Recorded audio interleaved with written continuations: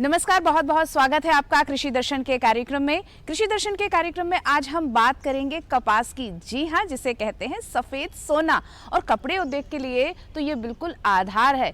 कृषि तो वैसे भी सभी व्यवसाय के लिए आधार होता है, लेकिन अगर हम बात करें कपड़े उद्योग के लिए, टेक्सटाइल के लिए, तो उसके लिए कपास बहुत ज़रूरी है। और कपास एक नगदी फसल होने के साथ साथ मध्य प्रदेश की एक महत्वपूर्ण फसल भी मानी जाती है। तो कपास के क्या है कृषि में समसामयिक कार्य, इसी विषय पर अपन करते हैं चर्चा। और इस चर्चा के लिए हमने अपने साथ आमंत्रित किया है डॉक्टर सतीश परसाई को, जो वरिष्ठ कृषि वैज्ञानिक है, सेवानिवृत्त हैं। बहुत बहुत स्वागत है सर हमारे कार्यक्रम में। और आज का जो हमारा कार्यक्रम है वो कपास के लिए है, और कपास में आपने बहुत सेवा की है कि कपास में आपकी बेहद विशेषज्ञता है। तो आप बताइए कि इस समय अगर हम बात करें कपास की, तो क्या स्थिति है मध्य प्रदेश में? जहाँ तक मध्य प्रदेश में कपास के उत्पादन का प्रश्न है, सामान्य रूप से 6 से 7 लाख हेक्टेयर के क्षेत्र में कपास मध्य प्रदेश में लगाया जाता है और 9 जिलों में कपास का उत्पादन किया जाता है।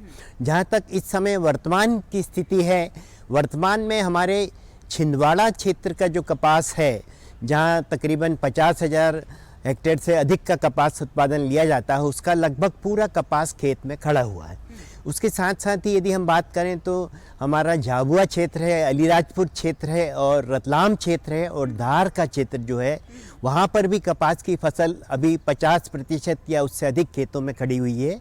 इसके अलावा हमारा सबसे बड़ा जो कपास उत्पादक जिला है वो है खरगोन, जहाँ पे लगभग 2 लाख हेक्टेयर से अधिक का कपास एक ही जगह पर लिया जाता है, एक ही ज़िले में लिया जाता है। तो वहाँ का कपास, खंडवा का कपास, बुरहानपुर का कपास, ये 50% से कम रकबे में अब कपास की फसल शेष बची है। बाकी हिस्सों में कपास की फसल हमारे किसान भाइयों ने हटा दी है और उसके स्थान पर रबी की गेहूं या चना जैसी फसलें अपने खेतों में लगा चुके। बिल्कुल। अब जिस तरह हम देख रहे हैं कि जो ठंड का मौसम है वो धीरे धीरे जाने लगा है, तो इसमें ऐसे समय में जो कपास की खेती है, इस समय कीट प्रकोप भी होते हैं, तो इस समय हमारे किसान भाई किस बार का ध्यान रखें? कीट प्रकोप का जहाँ तक प्रश्न है, तो कीट प्रकोप के दृष्टिकोण से यदि बात करें तो इस समय हमें महत्वपूर्ण समस्या जो दिखाई देती है वो केवल गुलाबी इल्ली की समस्या, उसके लिए हमें उपाय करने की आवश्यकता होती है। और जहाँ तक गुलाबी इल्ली का प्रश्न है, ये बीटी कपास का उत्पादन हमारे प्रदेश में पूरे किसान लगभग ले रहे हैं। जो मैंने क्षेत्र बताया था 7 लाख हेक्टेयर के आसपास का क्षेत्र, उसमें से अधिकतर क्षेत्र 95% से अधिक रकबा हमारा बीटी का है। बीटी में सामान्य रूप से इल्लियाँ नहीं आती है, नहीं आना चाहिए, लेकिन पिछले कुछ वर्षों में हमारे जो किसान हैं उनकी कतिपय कुछ भूलों के कारण ये गुलाबी इल्ली की समस्या बीटी कपास में पुनः आने लगी है। और ये समस्या यदि रहती है तो इसके लिए सबसे पहली तो मैं सलाह ये देना चाहूँगा, एक तो ये छिपा हुआ शत्रु है। ऊपर से ये घेटा स्वस्थ ही दिखता है, कपास की फसल स्वस्थ दिखाई देती है, लेकिन अंदर ही अंदर इल्ली उसमें प्रकोप कर गई होती है और घेटे को धीरे धीरे नुकसान करके वो क्षति पहुंचा रही होती है। तो इसके लिए सबसे महत्वपूर्ण है कि हमारे किसान भाई फेरोमोन प्रपंच या रासायनिक प्रपंच खेत में स्थापित करें। और फेरोमोन प्रपंच या रासायनिक प्रपंच लगाने से इस जो गुलाबी इल्ली की नर पंखियां हैं वो उसकी ओर आकर्षित होंगी, और जब नर पंखियां हमने उस पिंजरे में बंद करके और उनको एकत्रित करके नष्ट करने का काम किया है, तो ऐसी स्थिति में जो मादा पंखियां प्रकृति में शेष रह गई हैं वो किसी काम की नहीं होंगी। उनसे जो अंडे उत्पन्न होंगे वो अनुर्वर होंगे, उनसे किसी प्रकार की संतान उत्पत्ति की संभावना नहीं रही। तो ये एक तरीका करना है। इस तरीका का एक तो लाभ है कि हमें अपरोक्ष रूप से कीट का नियंत्रण मिलेगा, साथ साथ ही हमें ये जानकारी भी मिलेगी कि कपास की फसल में कीटनाशक का उपयोग करना है या नहीं, यानी गुलाबी इल्ली का प्रकोप इस स्तर पर है या नहीं, कि हमें कीटनाशक की आवश्यकता है, ये निर्धारित करने में भी ये फेरोमोन प्रपंच हमारे लिए उपयोगी साबित होंगे। इसमें किसान को केवल इतना करना है, हम सामान्य रूप से कहते हैं कि 1 एकड़ क्षेत्र में उसको 2 प्रपंच स्थापित करना है, यानी 5 प्रति हेक्टेयर के मान से ये प्रपंच लगेंगे।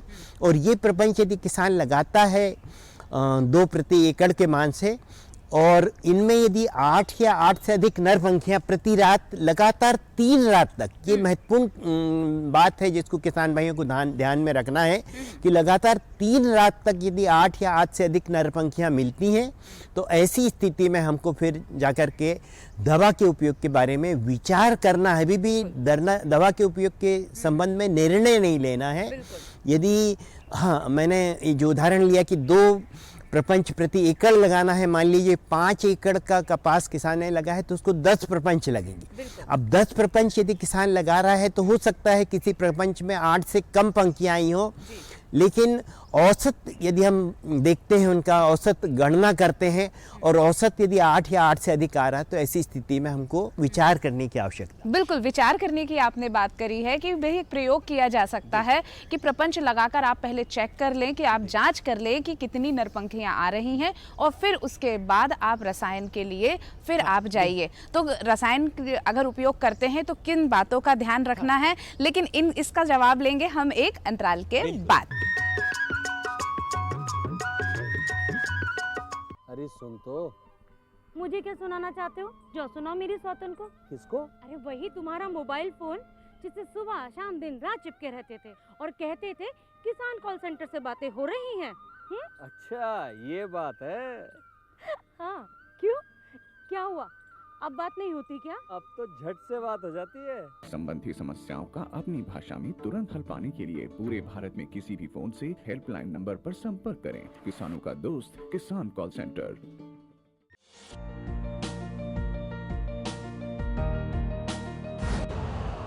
यूरिया का स्वदेशी उत्पादन 70 लाख टन बढ़ाने के लिए 6 उर्वरक संयंत्रों का उद्धार किया जा रहा है। FCIL के गोरखपुर, सिंदरी, तलचर और रामागुंडम संयंत्र, HFCL की बरौनी इकाई और BVFCL की नामरू फोर्थ। सोने पर सुहागा ये है कि देश में अब बनेगा सिर्फ नीम लेपित यूरिया, क्योंकि इससे होगा किसानों का फायदा ही फायदा। अनाज का उत्पादन 10% तक बढ़ेगा। बढ़ेगी 10 से 15% नाइट्रोजन क्षमता।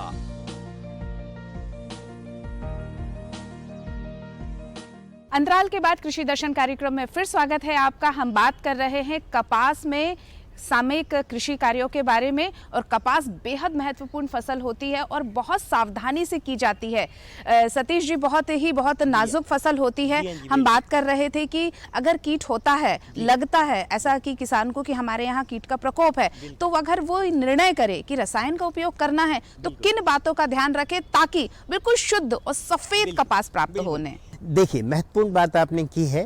तो सबसे पहले मैं जो बता रहा था कि 8 पंखियां औसत रूप से आना चाहिए। अब 3 रात तक यदि 8 पंखियां मिली हैं तो चौथे दिन की स्थिति जो होगी वो 10 या 20 घेंटे जो भी उसके लिए संभव है वो खेत से बिना भेदभाव के चुनेगा।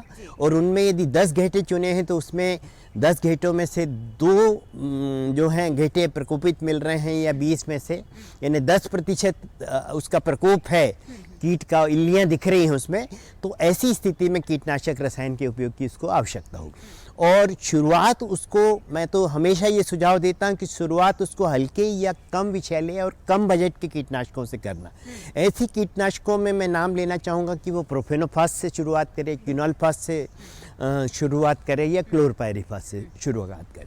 लेकिन यदि कीट समस्या अधिक बढ़ गई है, ज़्यादा समस्या दिखाई दे रही है, तो ऐसी स्थिति में फिर अधिक बजट वाले और अधिक विषैले कीटनाशक जैसे इमामेक्टिन बेंजोएट है, स्पिनोसाइड है, इंडक्साकार्ब है, इनकी ओर किसान भाई जा सकते। तो सावधानी क्या रख सकते हैं? सावधानी इनमें ये रखने की आवश्यकता है कीटनाशकों के साथ कि सदैव अनुशंसित मात्रा का उपयोग करें। सामान्य रूप से हमारा अनुभव है कि किसान मनमानी करता है। यदि हम बताते हैं कि 2 ml डालें तो वो 3 ml या 4 ml डालता है, डेढ़ दुगनी तक दवा डालता है।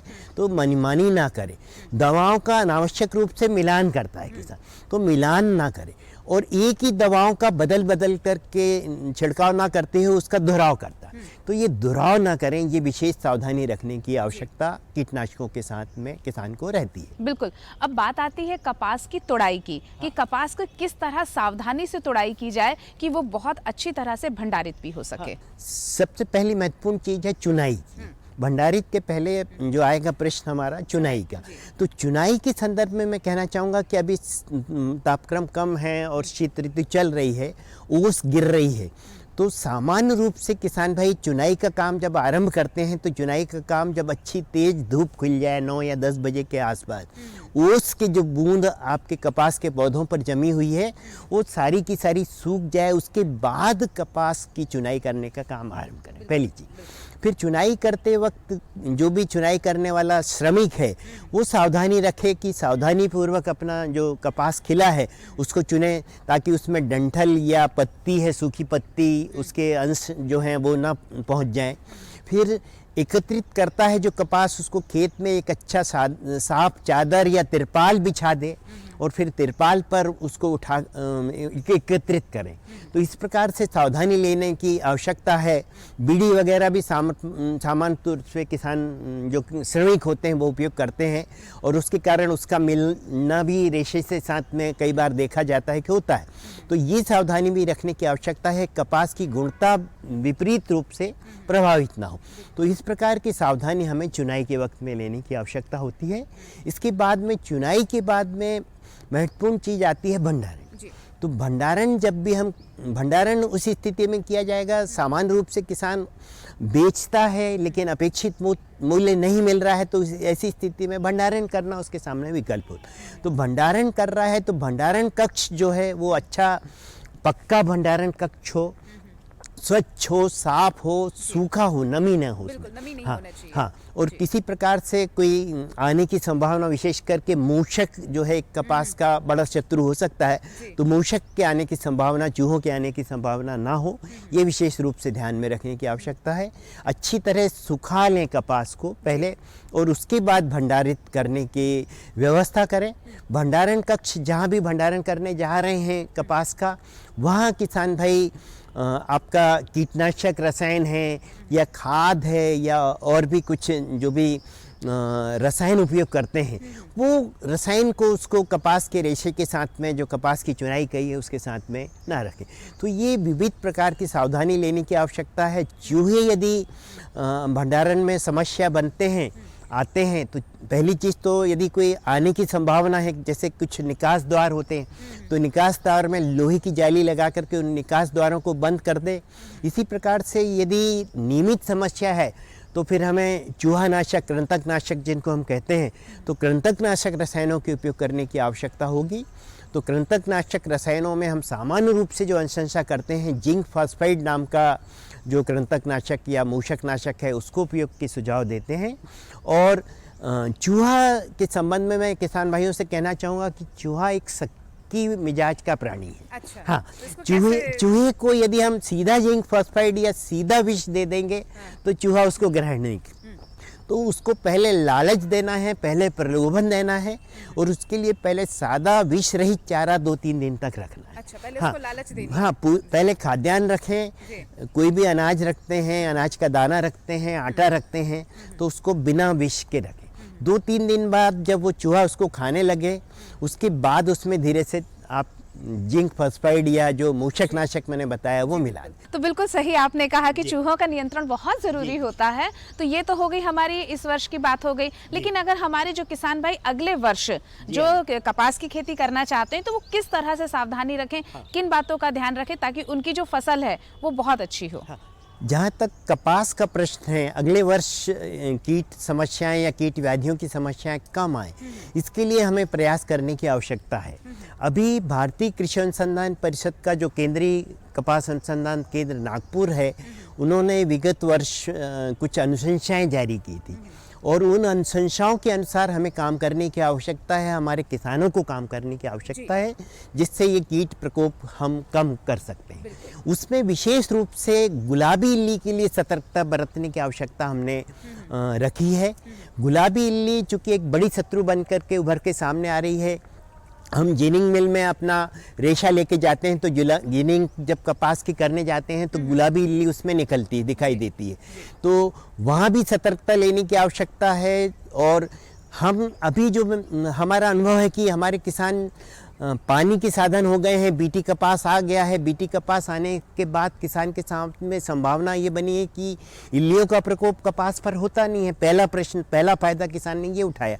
दूसरा फायदा उत्पादन बीटी कपास का अधिक मिलता है परंपरागत कपास की ओर। और तीसरा फायदा हमारे किसानों ने ये उठाया कि रबी फसल लेने की संभावना बनी।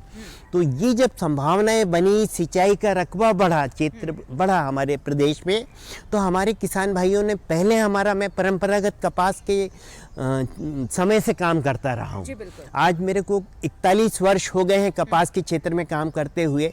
तो कपास का जो मेरा परंपरागत कपास का अनुभव है, जब सिंचाई के साधन नहीं थे तब किसान जून के अंत में जब वर्षा आरंभ होती थी तब वो कपास लगाता था, या जुलाई के शुरू में जब वर्षा आती थी तब कपास लगाता।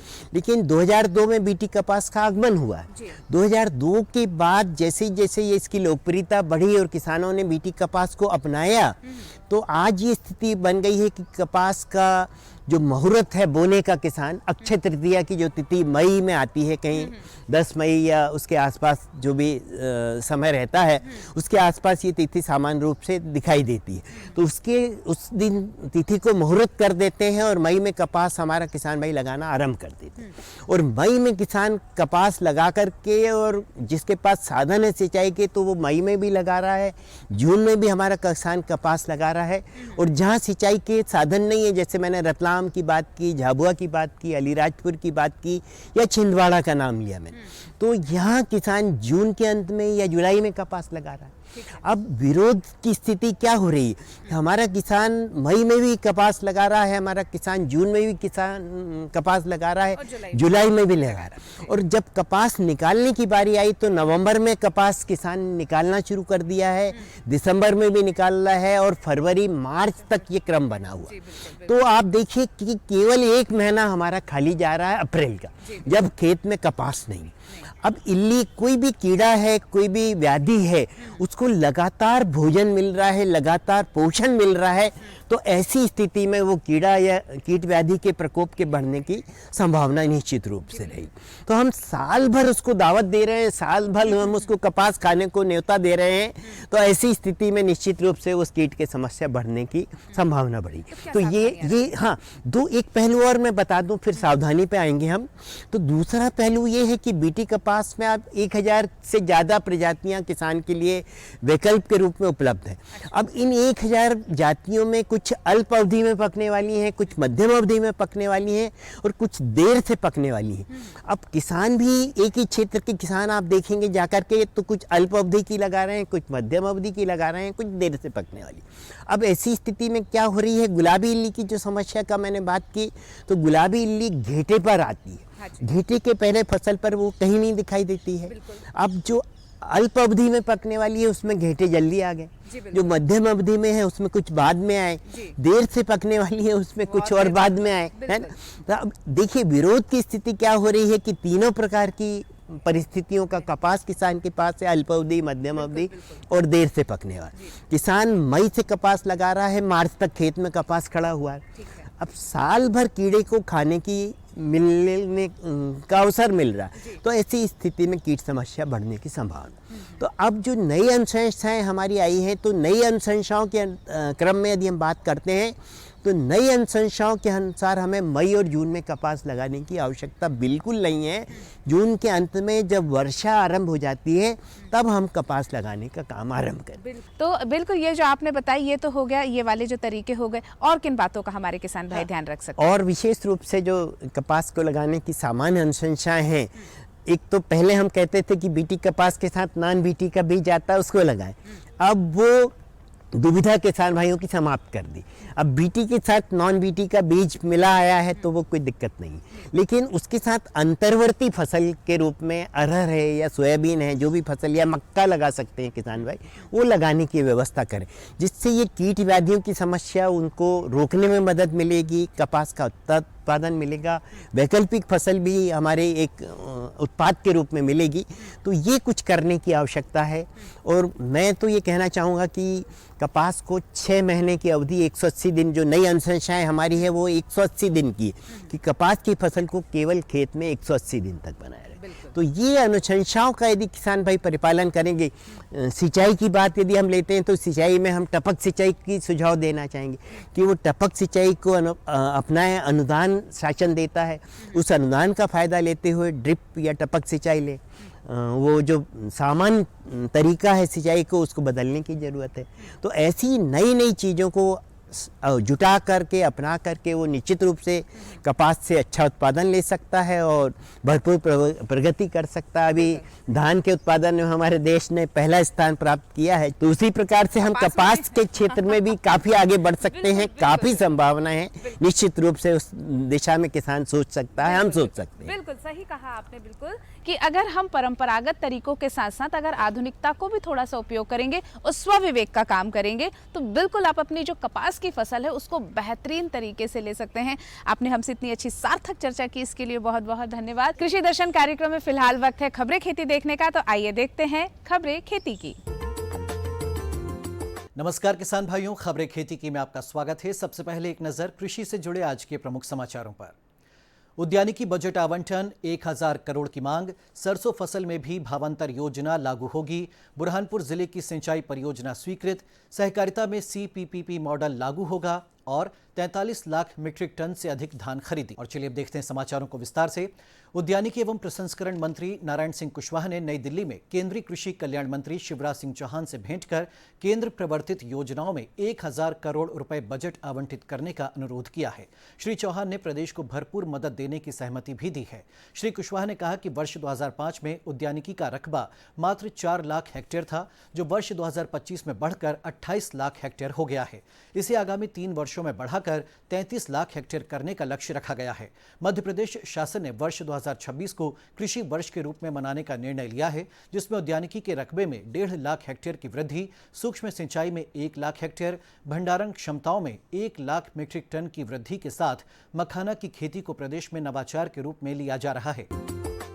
मध्य प्रदेश के किसानों को सोयाबीन के बाद अब सरसों फसल का भी भावांतर मिलेगा। मुख्यमंत्री डॉक्टर मोहन यादव ने भोपाल के जम्बूरी मैदान में कृषक कल्याण वर्ष 2026 का शुभारंभ करते हुए ये घोषणा की।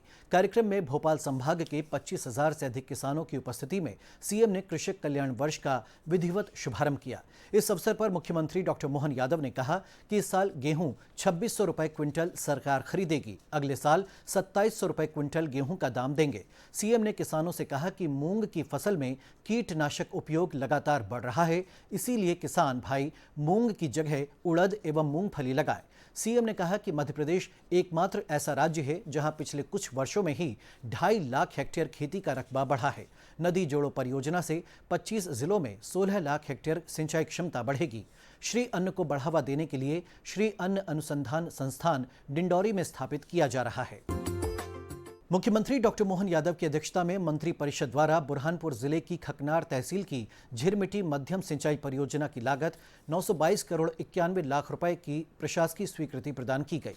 परियोजना से खकनार तहसील के 42 ग्रामों की 17,700 हेक्टेयर भूमि में सिंचाई उपलब्ध होगी, जिससे 11,800 कृषक परिवार लाभान्वित होंगे। मंत्री परिषद द्वारा बुरहानपुर जिले की नेपानगर तहसील की नावथा वृहद सिंचाई परियोजना लागत 1,676 करोड़ 6 लाख रुपए की प्रशासकीय स्वीकृति भी प्रदान की गई। इस परियोजना से खकनार तहसील के 90 ग्रामों की 34,100 हेक्टेयर भूमि में सिंचाई उपलब्ध होगी और 22,600 कृषक परिवारों को लाभ मिलना अनुमानित है। सहकारिता मंत्री विश्वास सारंग ने प्रदेश के सभी सीईओ से 1-to-1 चर्चा कर बैंकों की कार्यप्रणाली, उपलब्धियों एवं चुनौतियों की विस्तृत समीक्षा की तथा भविष्य की कार्य योजना के संबंध में आवश्यक दिशा निर्देश दिए। श्री सारंग ने अपेक्स बैंक भोपाल में सहकारिता विभाग की गतिविधियों की समीक्षा की। बैठक में बताया गया कि पिछले 9 महीनों में सहकारी बैंकों के माध्यम से लगभग 50,000 नए बचत खाते खोले गए हैं। वहीं 1 अप्रैल 2025 से 31 दिसंबर 2025 की अवधि में गत वर्ष की तुलना में 300 करोड़ रुपए अधिक ऋण वितरण किया गया है, जो सहकारी बैंकिंग व्यवस्था में बढ़ते विश्वास को दर्शाता है। श्री सारंग ने प्रदेश के सभी सहकारी बैंकों के सीईओ से 1-to-1 चर्चा कर बैंकों के सुदृढ़ीकरण के निर्देश दिए। प्रदेश में अभी तक 6,56,875 किसानों से 43,17,504 मीट्रिक टन धान की खरीदी न्यूनतम समर्थन मूल्य पर की जा चुकी है। धान का न्यूनतम समर्थन मूल्य 2,369 रुपये प्रति क्विंटल है। उन्होंने किसानों से आग्रह किया कि निर्धारित समय पर स्लॉट बुक जरूर करा लें। किसानों को 6,791 करोड़ रुपए से अधिक राशि का भुगतान किया जा चुका है। उल्लेखनीय है कि धान विक्रय के लिए 8,59,916 किसानों ने पंजीयन कराया है। 1 दिसंबर से शुरू हुई धान खरीदी के लिए विभिन्न जिलों में 1,436 केंद्र बनाए गए हैं। क्रय की गई धान की 75% मात्रा 32,18,480 मीट्रिक टन का परिवहन भी किया जा चुका है।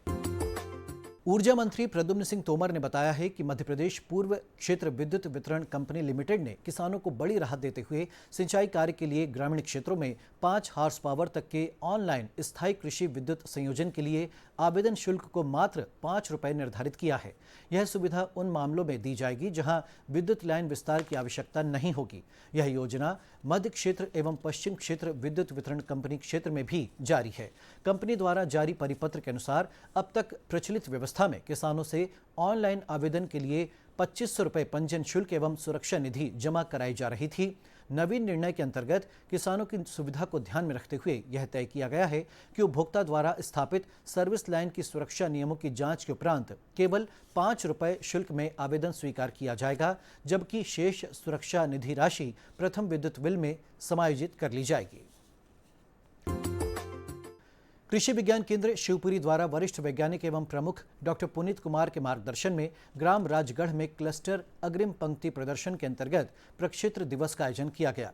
इस कार्यक्रम में केंद्र के वैज्ञानिकों द्वारा सरसों की उन्नत तकनीक के बारे में विस्तार से बताया गया एवं प्रदर्शन में दी गई सरसों की किस्म BPM 11 भारत सरसों 11 की विशेषताओं के बारे में भी बताया गया। कार्यक्रम में 55 कृषक लाभान्वित हुए। किसान भाइयों, खबरें खेती की में इतना ही। मुझे दीजिए अनुमति। नमस्कार। कपास में कृषि में सामयिक कार्य ये बेहद ही महत्वपूर्ण फसल होती है और कपास को सफ़ेद सोना भी कहा जाता है। कृषि वैज्ञानिक इस बात के लिए हमारे किसानों को अनुशंसा करते हैं कि अनुशंसित मात्रा में ही आप रसायनों का उपयोग करें और आप अगर ढंग से बीजों का चयन करेंगे, आप सही मात्रा में उनका उपचार करेंगे और सही तरीके से अगर उनकी कृषि पद्धति अपनाएंगे, अंतर्वर्ती फसलें लेंगे, सिंचाई की सही प्रबंधन व्यवस्था करेंगे, तो बिल्कुल कपास जो है वो आपके लिए एक लाभदायक फसल हो सकती है। वैसे भी कपास एक नकदी फसल है और इस नकदी फसल का अगर हमारे किसान भाई लाभ लेते हैं तो उन्हें बहुत ज़्यादा फायदा होता है। और ज़रूरी है इसके लिए कि आप अपने पास के कृषि विज्ञान केंद्र जाएं, कृषि विशेषज्ञों से बात करें और कृषि दर्शन में समय समय पर प्रसारित होने वाले कार्यक्रमों की जानकारी भी पूरी ले सकें। तो आज के इस कार्यक्रम में हमने जाना कि कपास की अगर अच्छी फसल लेनी है तो सही मात्रा में अनुशंसित बीजों के साथ साथ और सिंचाई का प्रबंधन करते हुए, भंडारण का सही उपयोग करते हुए आप कपास को बहुत अच्छे से ले सकते हैं। आज के इस कार्यक्रम में फिलहाल इतना ही। दीजिए अनुमति। नमस्कार।